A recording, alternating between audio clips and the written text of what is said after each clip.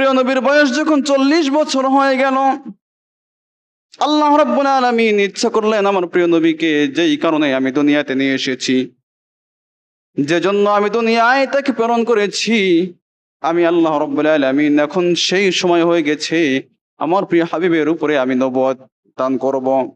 আল্লাহর নবীর 40 বছরের পূর্বে প্রায় 3 বছর একটানা তিনি হীরা গুহায় এবং দূরে দূরে তিনি সময় কাটিয়েছেন।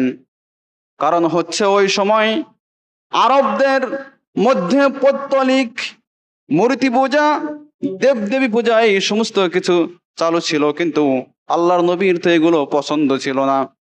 সেজন্য তাদের থেকে দূরে তিনি হীরা গুহায় এবং বিভিন্ন জায়গায় তিনি রাত্রি যাপন করেছেন এবং তিনি দিনের বেলায় সময় কাটিয়েছেন। আল্লাহর নবীর বয়স 40 পূর্ণ হওয়ার পর সিরাতুন নবী বিভিন্ন কিতাবের মধ্যে এসেছে, আল্লাহর নবীর উপরে যখন ওহী অবতীর্ণ হয় ওই সময় ছিল 17ই রমজান, এবং অপর বর্ণনায় এসেছে রমাদান মাসের 27 তারিখ, অপর বর্ণনায় এসেছে যে কোনো বেজর রাত্রি। রমজান মাসের শেষ দশকের যে কোনো বেজর রাত্রিতে আল্লাহ রাব্বুল আলামিন জিবরাইল আমিনকে পাঠাইলেন, হে জিবরাইল তুমি যাও, আমার ওই শিবানীর প্রথম ধাপ আমার প্রিয় হাবিব ওই হীরা গুহার মধ্যে ধ্যানরত অবস্থায় রয়েছে, তুমি সেখানে গিয়ে আমার নবীকে পবিত্র কোরআনুল কারীমের এই সুমহান আয়াত এবং সুমহান মর্যাদা তাকে দিয়ে ধন্য করে দাও, এই সুমহান মর্যাদায় তাকে সমন্বিত করে আসো। এবার হযরত জিবরাইল আমিন আল্লাহর নবী প্রতিদিনের মতো হীরা গুহার মধ্যে ধ্যানরত অবস্থায় রয়েছেন।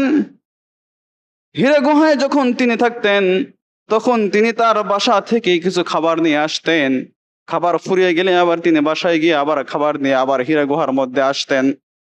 আবার মাঝে মধ্যে তার স্ত্রী আমাদের প্রিয় মা উম্মাহাতুল মুমিনিন হযরত খাদিজাতুল কুবরা তিনি মাঝে মাঝে আল্লাহর নবীর জন্য খাবার নিয়ে হীরা গুহার ওই চূড়া বেয়ে বেয়ে উঠে হীরা গুহার মধ্যে গিয়ে খাবার দিয়ে আসতেন, হীরা গুহার মধ্যে গিয়ে খাবার দিয়ে আসতেন। বিশাল পাহাড়, সে পাহাড়কে উঠে কষ্ট করে করে এই হীরা গুহার মধ্যে গিয়ে আল্লাহ নবীকে খাবার দিয়ে আসতেন।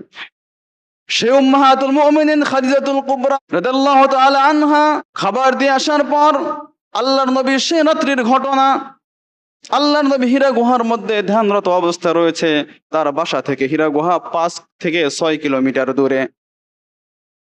হীরা গুহার মধ্যে রাত্রিতে যখন ধ্যানরত অবস্থায় রয়েছে, হঠাৎ করে